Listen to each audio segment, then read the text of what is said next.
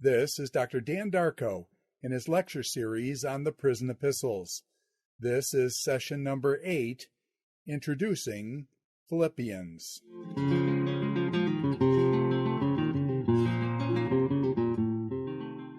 Welcome back to the Biblical Studies lecture series on prison epistles.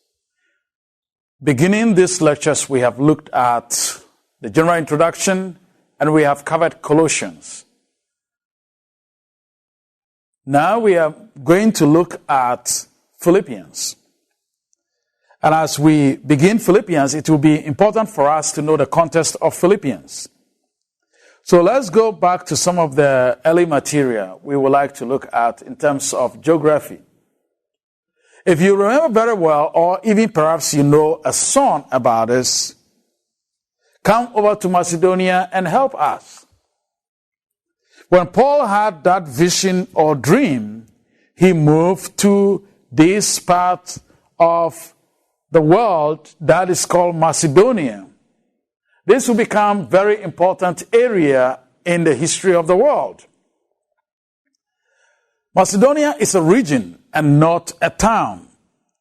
Two key cities in Macedonia that we know are prominent in our Bible one is Philippi, the city to which the letter to Philippians would be written, and the other is Thessalonica or Thessaloniki, depending upon your pronunciation or depending upon your reference either to modern day Thessaloniki or Thessalonica. Those two cities are very important. As you see on the map, this is now we have moved from modern day Turkey to Europe. And here is where Paul's letter to the Philippians will be written to. But what do we know about this city called Philippi? And what do we know about the culture of the time? What do we know about the religion and the people of the area? Let's begin to look at a few things about this city. This city was an interesting city that got its name from Philip of Macedon, who was the father of Alexander the Great. If you remember from your high school history, there was a young man that was a student of Aristotle that will later rise and conquer most of the known world at the time. He will go as far as to North Africa. He will establish a city that will be named after himself. He'll be known as one of the great warriors of his time. The Greeks will become the most dominant nation or people group in today's language, a superpower of the time. Following that, we will see a lot of things unfolding. But hold on to that thought and let me refresh your memory. Alexander's father is Philip of Macedon. And Philip will be one of the leaders that will be dealing with the Persian leaders and be dealing with all kinds of complex issues and warfare before later the Greeks will take over. It is this Philip that the city of Philippi will be named after in 356.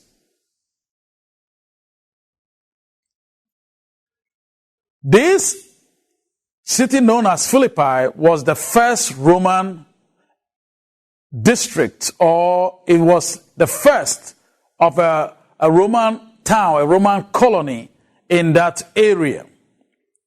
Now, you may know some interesting things that will actually intrigue you about this city that you read about in the Bible.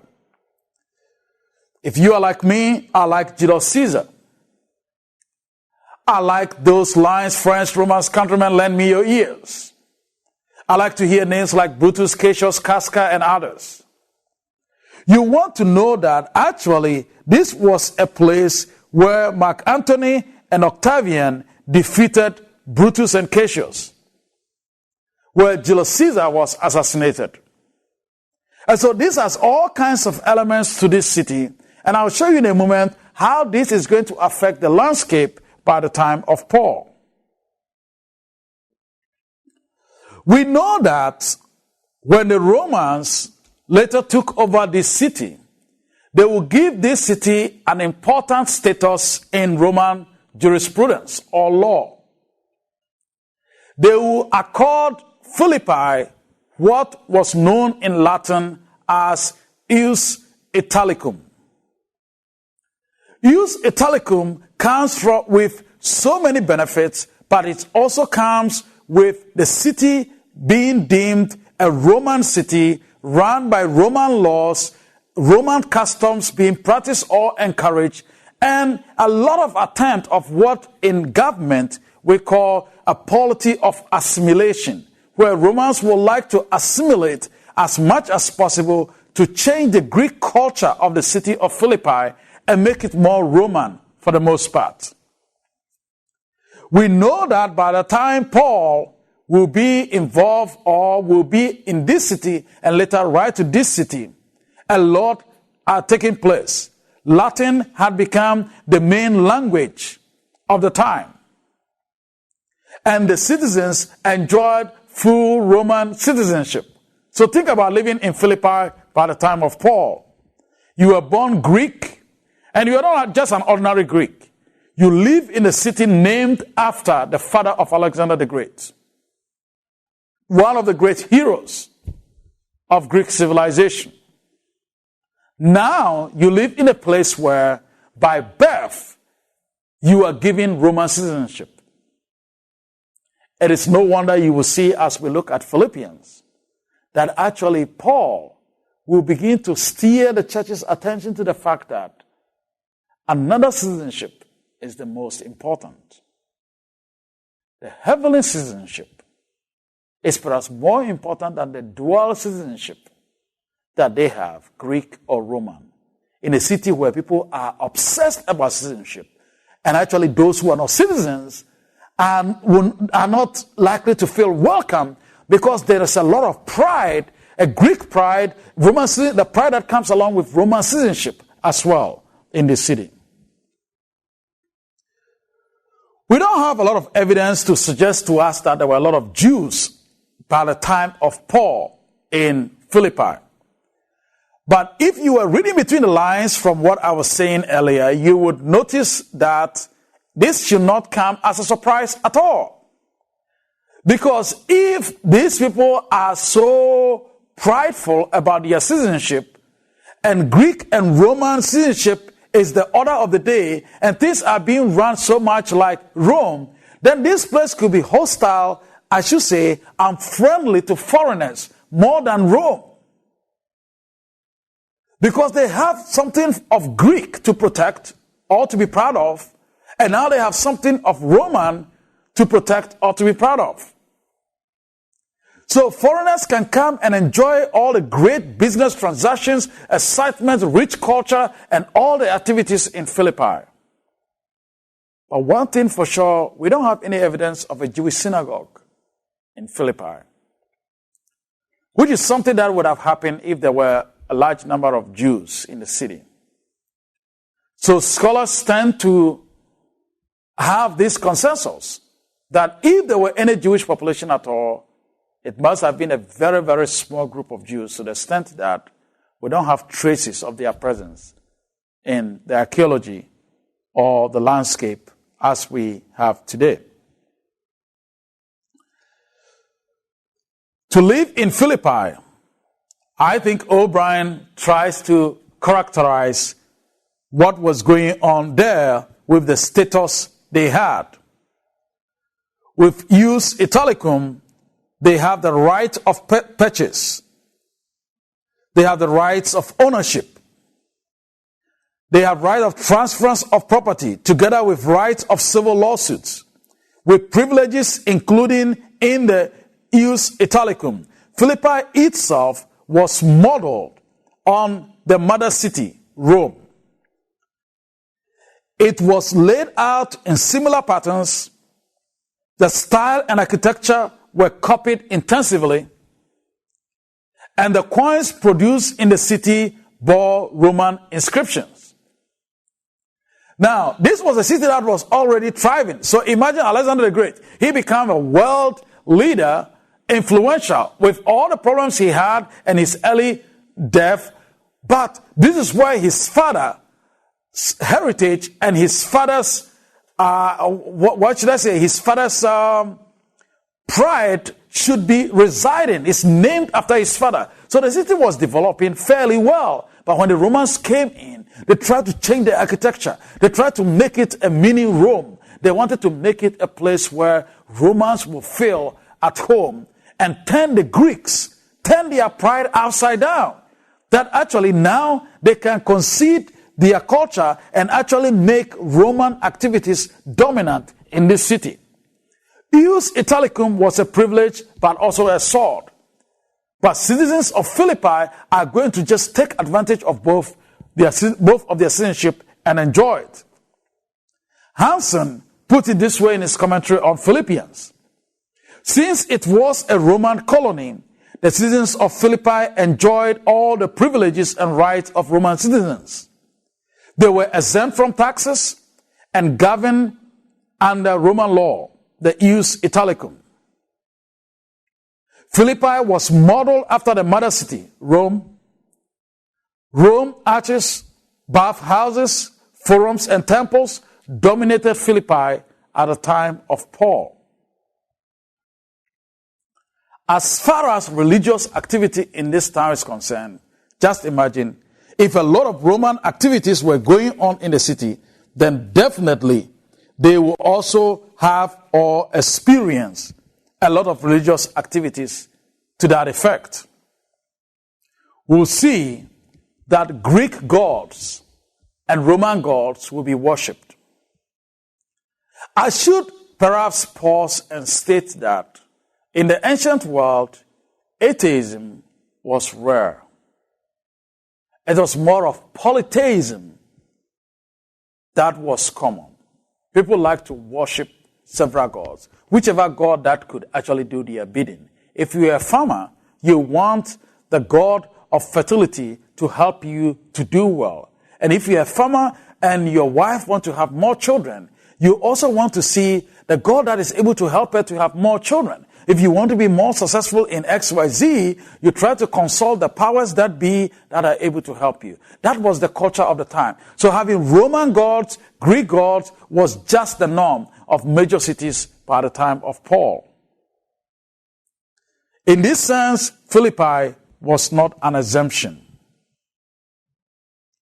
The city was placed under the protection of an Egyptian god Isis, because Isis was known to be very, very powerful. But the interesting thing is that perhaps because it was a foreign deity, they wouldn't actually make Isis the patron deity of the city. The patron deity will actually be Cybele, the mother goddess.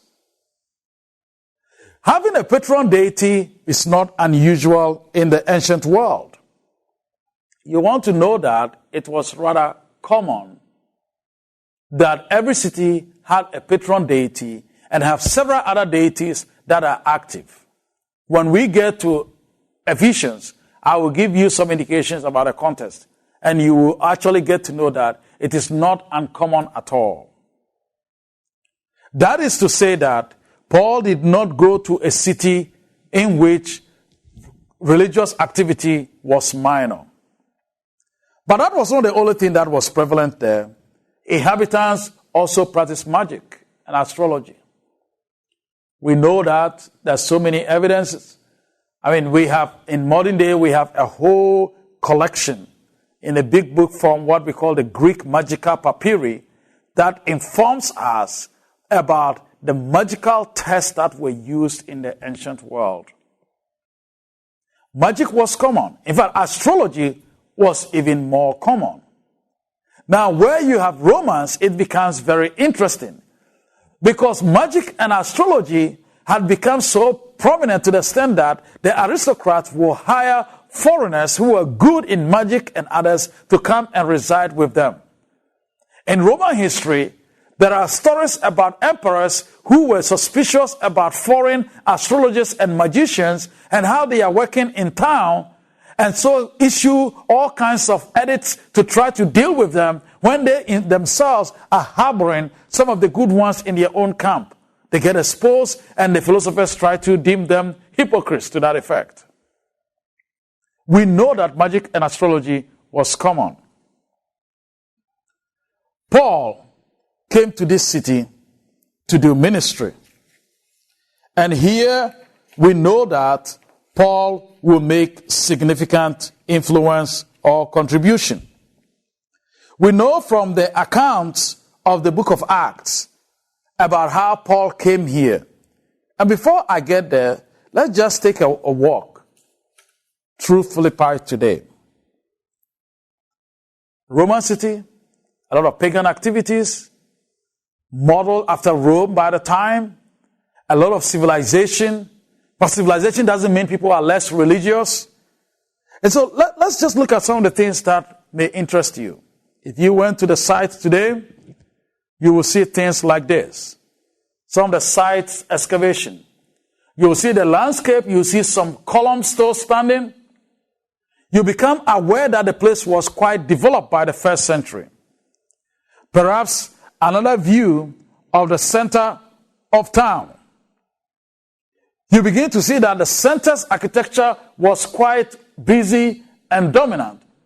There was a lot of activities. There was also columns. It's actually there are straight lines here and there if you observe it carefully, like you think about in ancient Rome.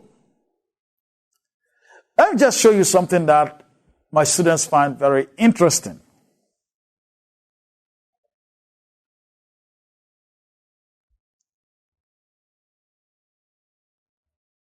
I am reminded sometimes in the classroom that perhaps this is where we got the idea of flashing toilets from. Because what they used to do is they have this place, and that is actually their public latrine. When you go and take care of business, there is a sewage system that washes underneath. So the stuff gets washed down the stream, out of town, to a place where if it smells, it's not a big issue. Now, I'm just showing you this interesting stuff just to draw your attention to the fact that they were quite developed then. They also know not have to have a stinky backyard. And like all of us, they knew that it was necessary to take care of business sometimes, and you need to come out with ideas to make it better. Let me also show you something related to our studies of prison epistles. There is this site discovered in Philippi. This site is actually referred to as Paul's jail. We don't know whether Paul was specifically jailed in this particular location, but it gives us a window to see the kind of prisons they have at a time. Where you have stones, the place could be dark, you have all these elements, you have these bars, and you get a person there and it's in a confined place, and it is clear that it was not easy for somebody to get out of jail. Let's finish our tour to Philippi by going to one of the entertainment places. As early as the time of Paul, there was actually a theater like this, where they can have all kinds of activities. Some of them you don't want to know more about, such as the activities with gladiators and all that. But people go there and have fun. Now, you think about modern day stadium and you say, oh, that is great architecture. Where did they get the idea from?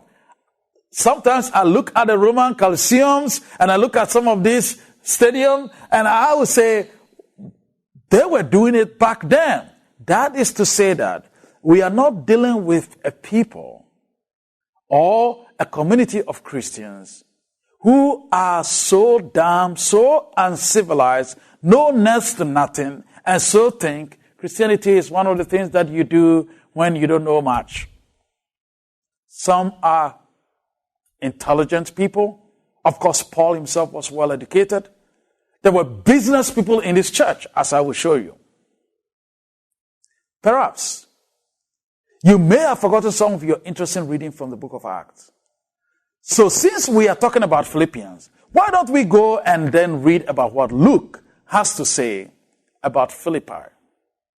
the city to which Philippians will be written.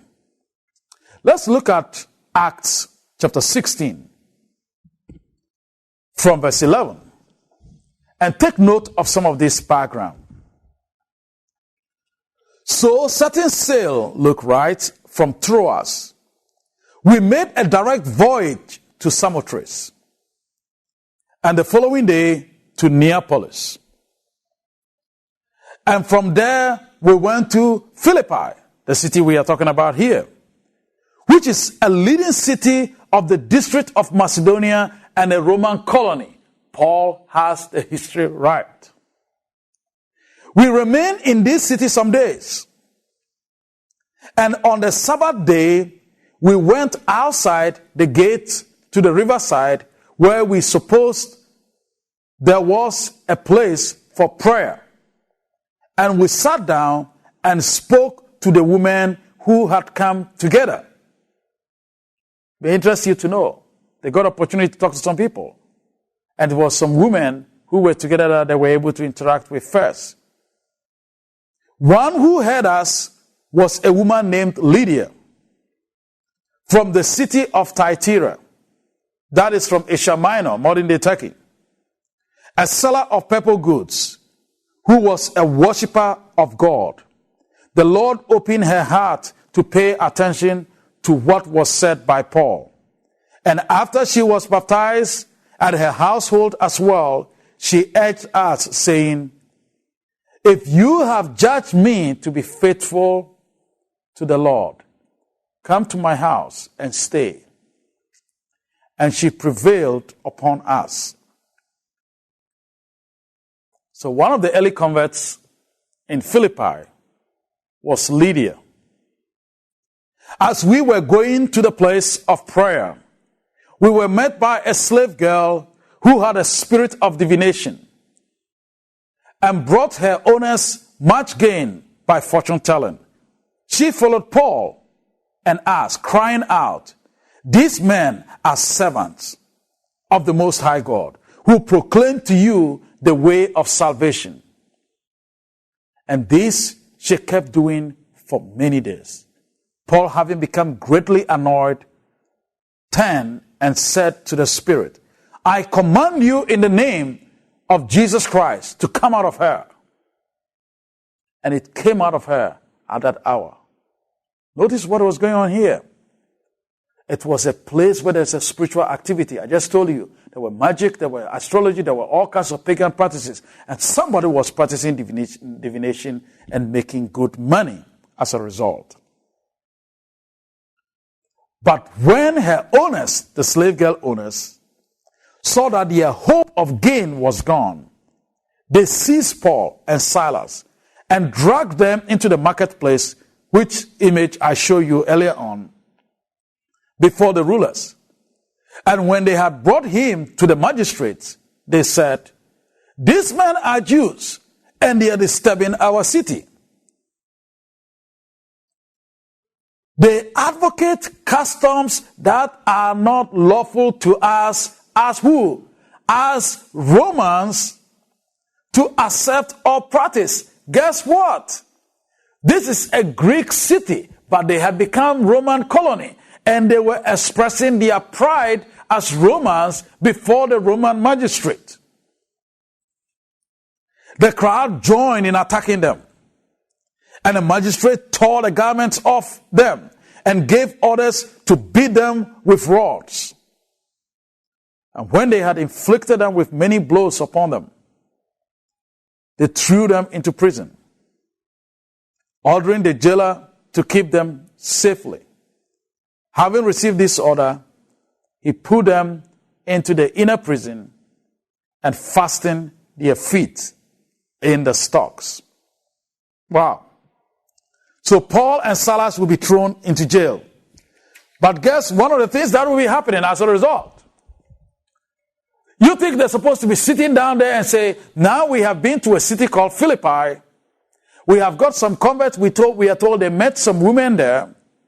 We are told that the people were actually uncomfortable that these guys are advocating something different from their customs. And they were also proud in asserting that their Roman customs were being changed. Paul came in here. Christianity will be planted here.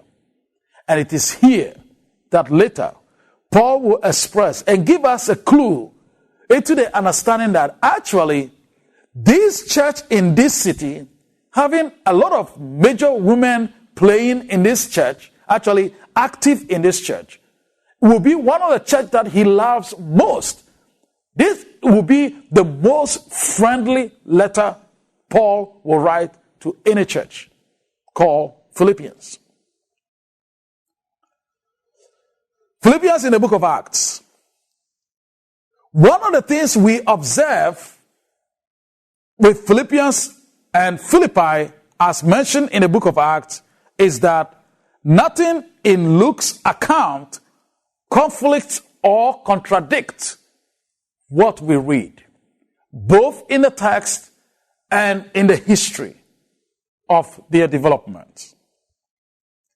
We also see how companionship is expressed in Acts and suffering expressed in Acts and in Philippians being consistent and not contradicting each other.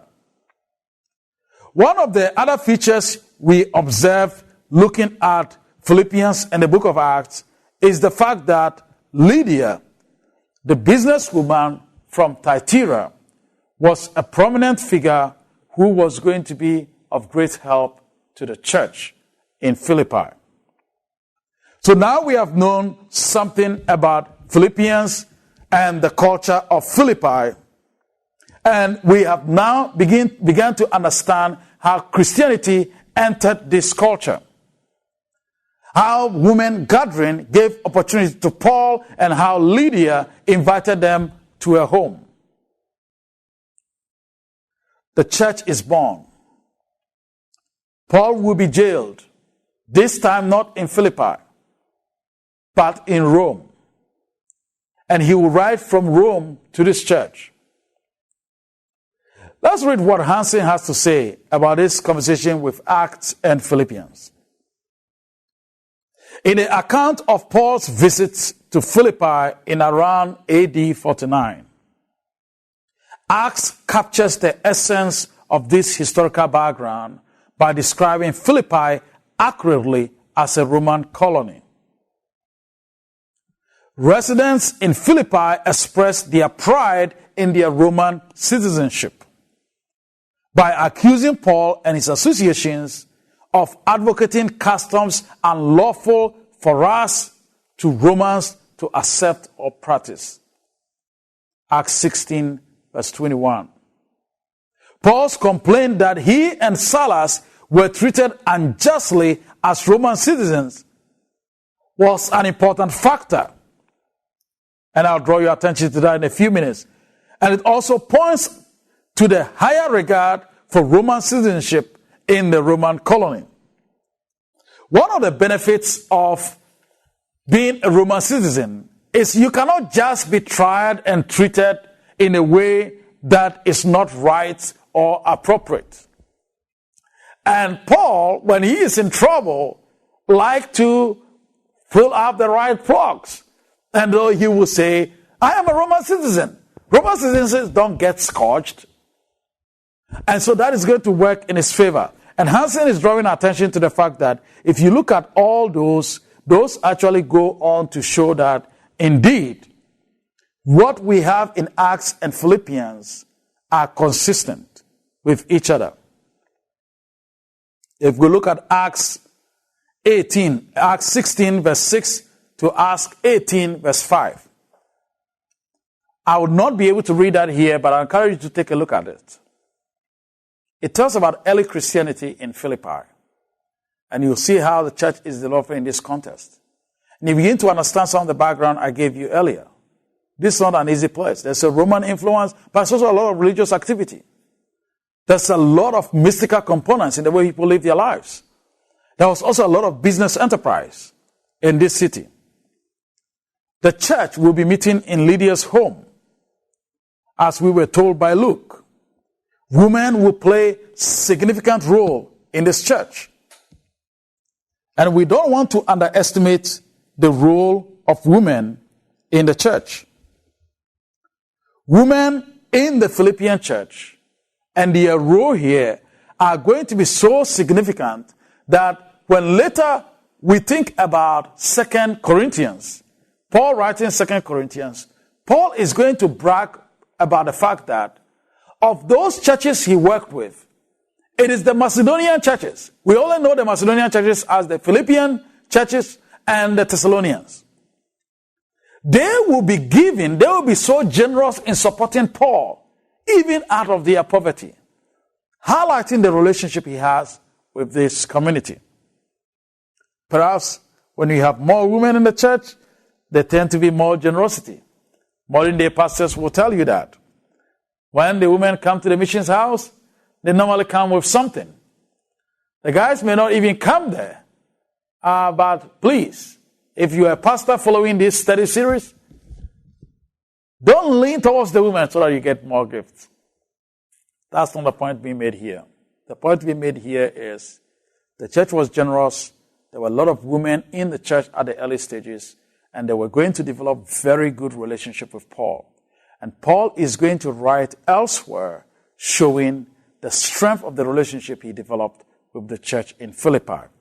You should not be surprised then, as we go through the letter to the Philippians, how much joy, how much emotion come through the writing for Paul to establish how connected emotionally he is to this church in a positive way.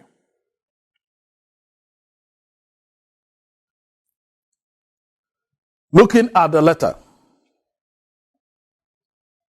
let's look quickly at the occasion of this letter.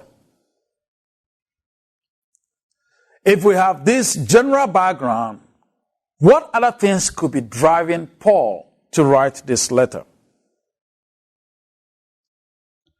Well, we know that the letter was written while Paul was in jail.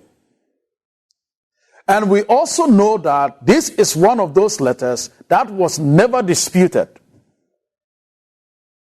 as being written by Paul. So if you think about Pauline letters, you think about a letter that is coming from jail. Scholars don't argue against that generally. And so what are some of the things that were going on that will call for this letter to be written? And where would even Paul be? I don't want to be simplistic, even though I mentioned to you earlier on that I think Paul is writing from Rome. I want to draw your attention to the fact that there are some scholars who argue that Paul was not writing from Rome. He was writing from Ephesus.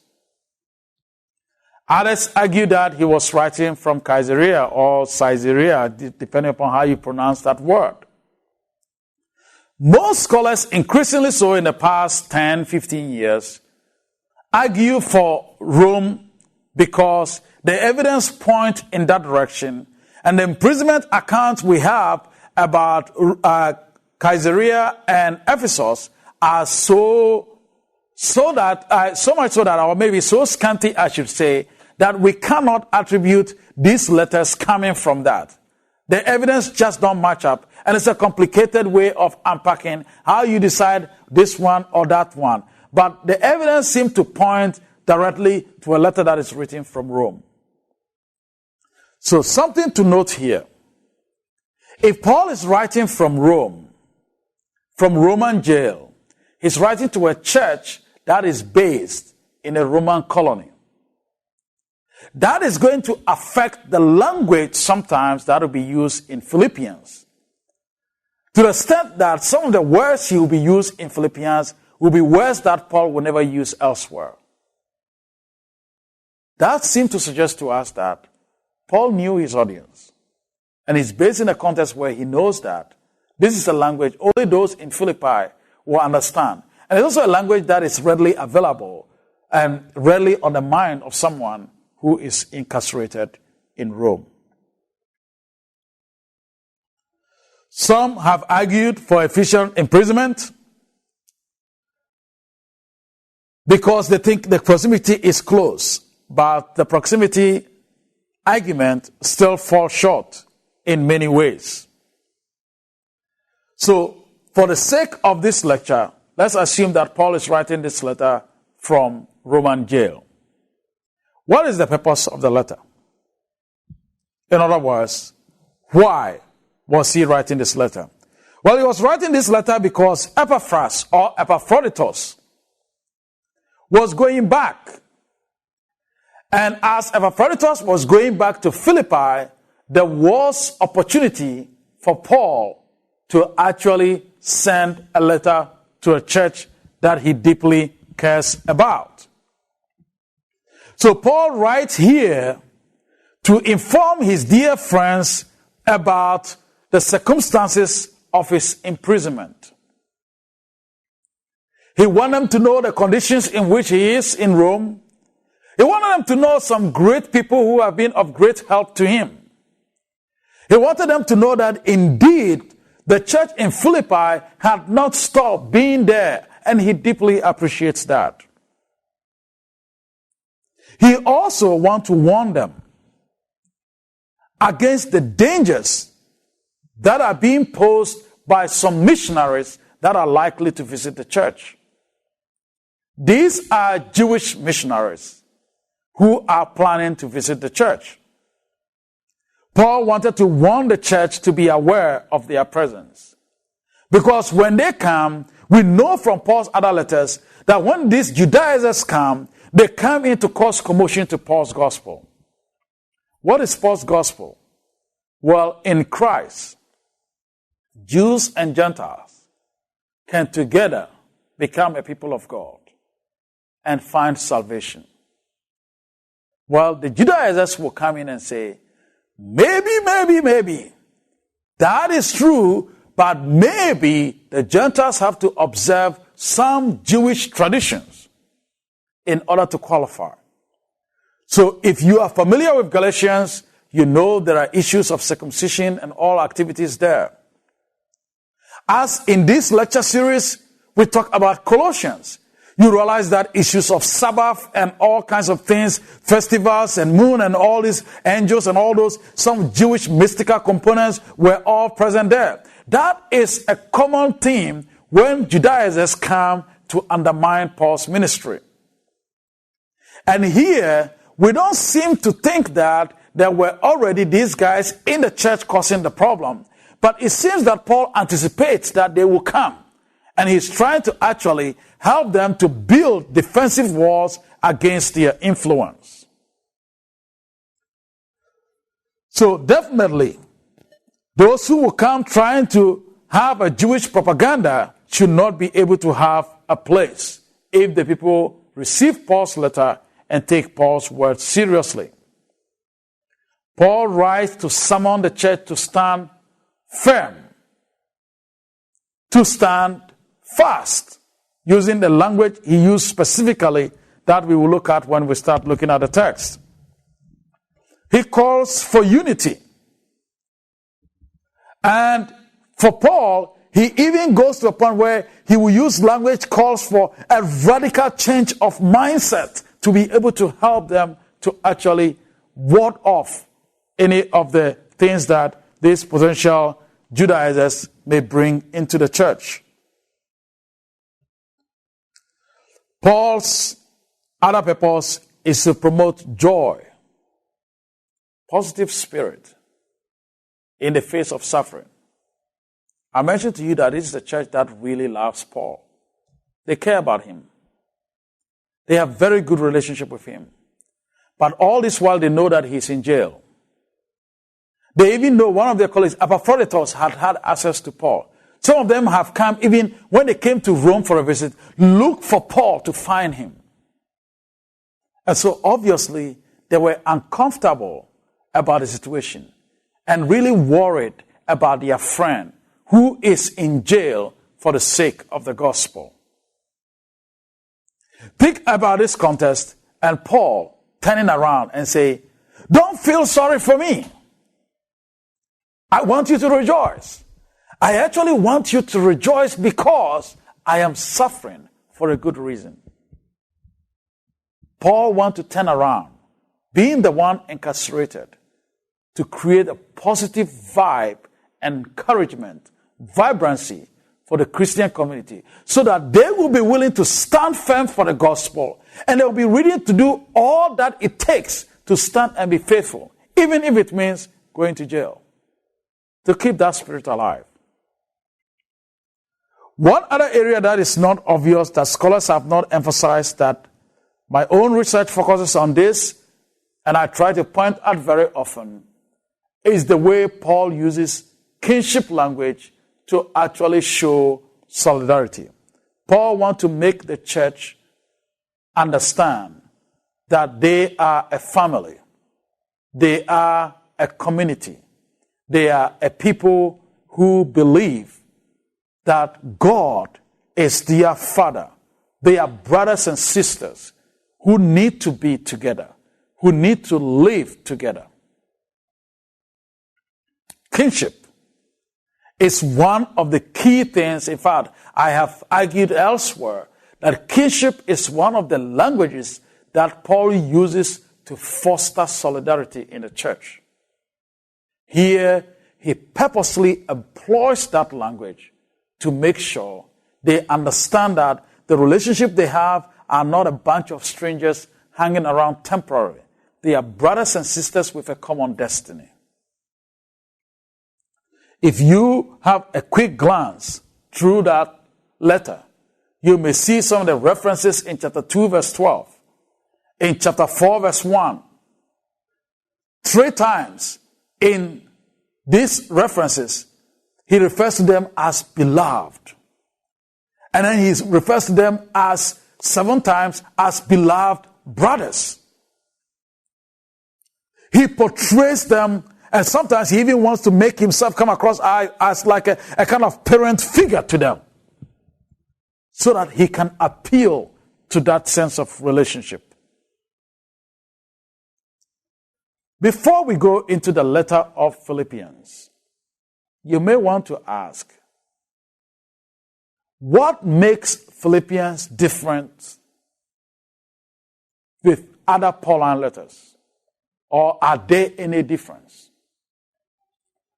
So far, you may find me saying in this lecture as if all the issues and questions about dispute and disputed and all that doesn't apply here. Yes, actually it's true. In Philippians, we don't dispute Pauline authorship. But is it actually true that Paul is consistent in all that he says in Philippians as we find in other areas? No.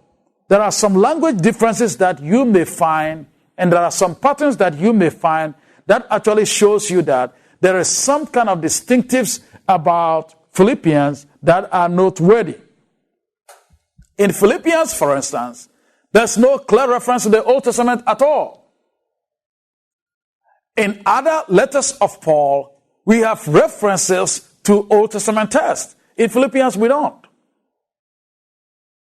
Perhaps the only reason this occurs is the fact that there may not be a Jewish population in the church. And therefore, allusion to Old Testament may be difficult for these Greeks who are also Romans to comprehend or follow. But we don't have any explicit reference to the Old Testament in Philippians. We also find something. The generosity of the church. The generosity of the church in Philippians is not linked to the collection for Jerusalem. Paul wants to depict them as just a generous church. In fact, he talks about they helping him. They being there for him. For Paul, the generosity of Philippians is just their way of life. So when he's going to do one of what I call one of his greatest fundraising with sincerity and honesty in 2 Corinthians chapter 8 and chapter 9, he would say, the Macedonian churches have given out of their poverty freely. And he will actually bash the Corinthians, making them look like They are, I don't know how, there is this expression in my language, literally translate Armstrong. And in English, you do have a word for that. And I don't know whether you call it a fist arm or something. People who don't give, they have a tight fist. They don't give at all. Paul bashes the Corinthians, trying to remind them that, look, even the Macedonians, these guys in Philippi and Thessalonians, when they are poor, they give a whole lot. You guys are just there with your arm fist like this. You don't want to give, but nobody is asking you to give from what you don't have. Nobody is forcing you to give. We are asking you to give willingly. Paul does not link the generosity in Philippi to actually generosity or the fundraising endeavor for the Jerusalem church. That is their character. They like to give. One of the other things you want to note in terms of distinctive with other letters of Paul, that this letter has such a positive family note. The other letters of Paul, let's fix some problem. Hey, there's some commotion in the church. Now let's address that. You guys like to do this. I want to fix you. Hey, you guys some people are coming here and causing commotion. Some of you are doing this. Somebody is sleeping with somebody's father's wife and you guys are comfortable. Let me address the issue. Some people are claiming to be more spiritual. Oh, some people are talking about law and I need to correct that issue. No. Paul is writing like a family letter here. Hey, you are my friends. You are family members. I understand what you've been doing. You have been great to me. Let's rejoice. Let's rejoice. Let's rejoice. And he will use the word joy and rejoice. Joy and rejoice several times in this letter. And lastly, on this list of items here that are different, Philippians uses praise and blame and a call for imitation to promote lifestyle that is honorable and worthy. He used specific rhetorical patterns that we know among Greeks and Romans. It is the reason why I would have to introduce you to some basics of ancient Roman and Greek rhetoric in our understanding of this letter. The notion of using blame and praise. What is blameworthy is what you should not do. What is praiseworthy is what is honorable. So if he says it is shameful even to name something or to do something, it means it is no. It is praiseworthy. This is honorable. It means go for it. In that culture, it becomes very, very important motivation to discourage bad behavior and to promote worthy behavior. Having outlined these four distinctives, I also want to draw your attention to another thing. Scholars have been arguing whether we should read Philippians as one letter or we should look at it as two letters. Why? Because scholars observe some interesting features that some of us actually argue and say they don't actually make sense. And so because they say the argument does not make sense, they go on to say this letter should be seen as two letters. And there are two specific references. These two references, one is just between chapter 3, verse 1 to 2, and the other one is chapter 10, verse 10 to 20. Scholars argue that there is abrupt transition between chapter 3, verse 1 and 2.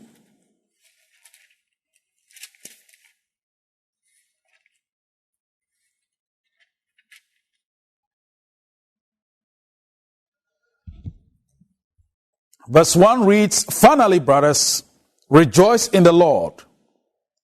To write the same things to you, it is no trouble to me, and is safe for you."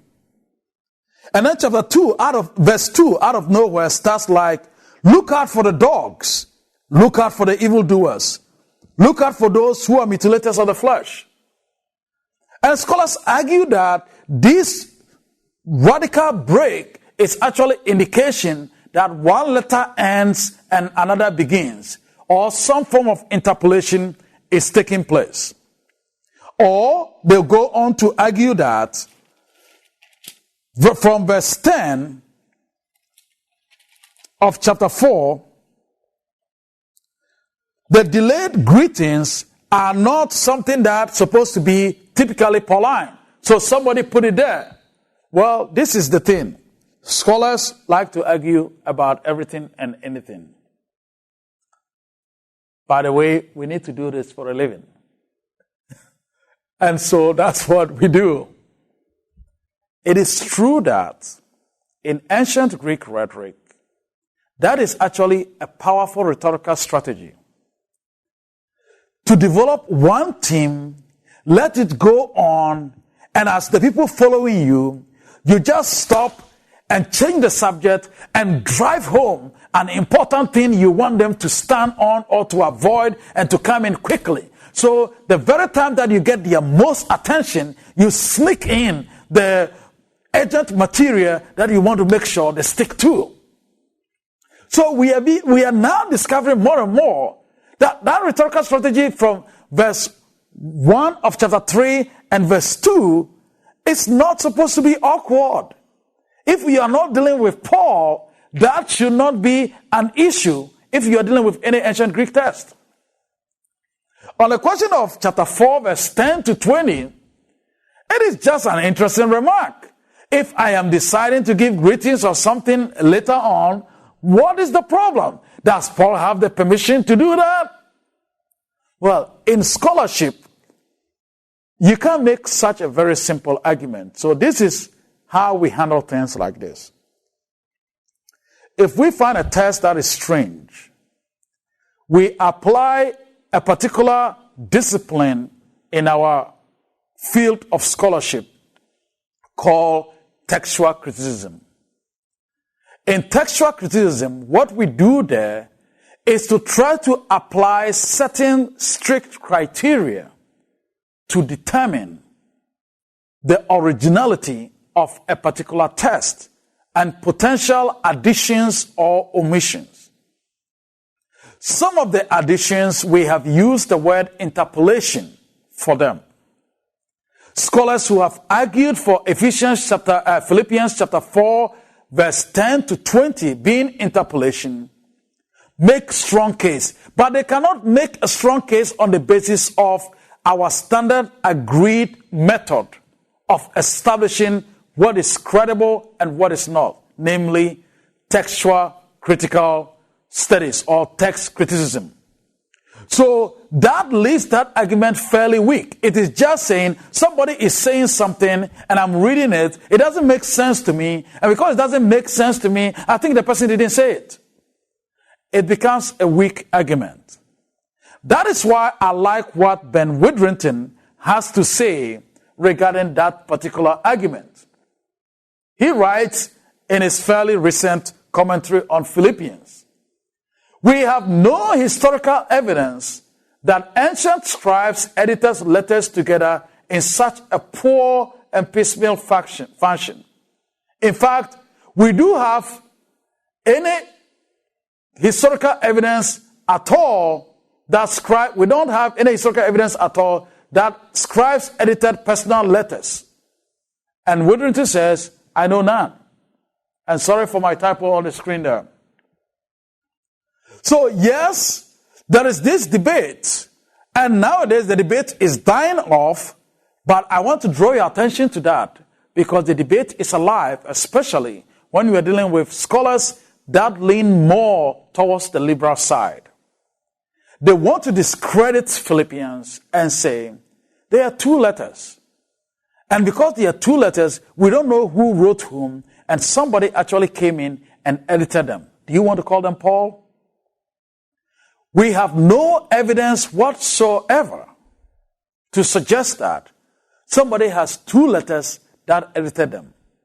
The only basis for that argument actually is I am reading it and it doesn't sound right.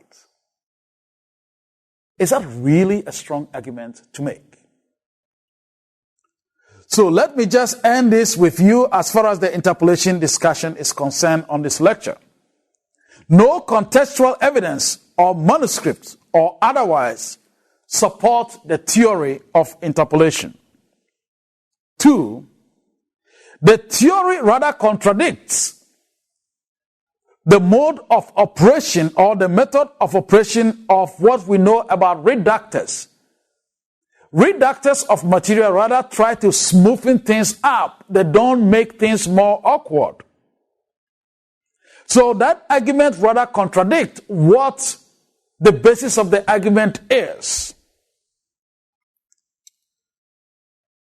And I should say, the sharp change of tone is not uncharacteristic of the rhetorical strategies of rhetoricians, philosophers, or if you like, public speakers of the ancient world. Why shouldn't Paul do what others do? And why, without any textual evidence, manuscript evidence, any tangible evidence to that effect, should we succumb or subject ourselves to just claims without support that these are two letters? That is why when we read this letter or go through, we will actually go through it as, in fact, one letter written by the Apostle Paul from a Roman jail to the church in Colossians, in Philippi. Let me conclude this session with this quotation from Ben Witherington. There are some 1633 words of Philippians, which makes it considerably longer than the usual letter we find in ancient papyri from Egypt. By Pauline standards, this document is relatively short. Of those words, there are, in fact, 438, some 42 are found nowhere else in the New Testament, and further 34 are unique within the Pauline corpus. Some of these unique words reflect unique content of Philippians, which involves reference to the Praetorian Guard or to the Caesar's household or to citizenship, which is to say, some of this unique vocabulary signals the very specific provenance from which and to which Paul writes. Paul writes, Witherington suggests, Paul wrote one letter as I will submit. In Paul writing to such a unique city that we have looked at, Paul uses different vocabulary. Hold on to that thought. Paul was writing to a city that is known initially as a Greek city, but now inhabitants are also Roman citizens. He went there and ministered, and there were prominent and there were a good number of women in this church. He has very good relationship with them. He's in jail. He writes to encourage them. He writes to actually keep their spirit up in the face of suffering. He writes to caution them about potential Judaizers who will come in to cause problems as missionaries. And he writes to call them to a spirit of unity. As we delve into this book, think about it as one book written by Paul to the church in Philippi. Hold on to the thought that some of the language is different, as I read to you from Witherington's quotation. And when we come, we'll pick up from there and get into the text. Thank you very much for beginning Philippians with us. I just hope that in this biblical study series on prison epistles, you will keep learning with us and enjoy these studies as a study, both for your intellect, for your soul, and for your personal life. Thank you very much.